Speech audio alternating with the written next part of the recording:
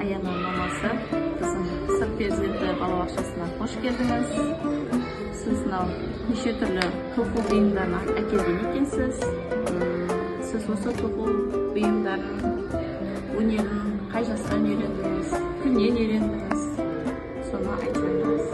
Саламатсыз ба, қош көрдік. Мен осы тоқуды осы 6-шы сыныптан бастап үйрендім. Сол кезде бастап тоқып келемін, бірақ осы соңғы жылдары тоқуды қойған тұғымын. Енді қайтадан осы декреттік демалыста отырған кезде өзіме хобби ретінде қайтадан бастадым. Және де өзімнің қыздарыма, мысалы, мынандай сумке тоқимын, жемпір, сосын шашқа тағатын резинка, сосын мысалы орамалдар қазір хит болып жатыр осылар.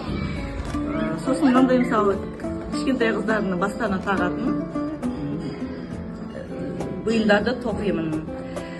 Және де бұл тоқудың сырлары өте көп. Және бұл жіптерге де байланысты. Жіптерде мысалы әртүрлі болып келеді.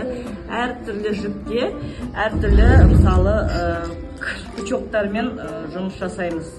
Мысалы жіптің қалыңдығына байланысты крючоктардың да әртүрлі нелері болады, размерлері болады. Сіз осы бұйымдарды тоқыған кезде, мысалы, Аяна қызыңыз қызыға ма тоқу өнеріне? Әрине, қыздарым тоқуға қызығады, әсіресе Аяна қызығады. Жіптерімді әкеп береді, инструменттерімді әкеп береді. Және де мынау не деп мысалы сұрақ қояды. Сондай қызығушылықтары бар.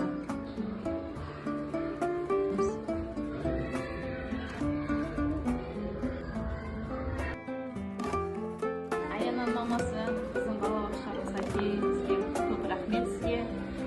Көп нәрсе үйрендік, көрдік.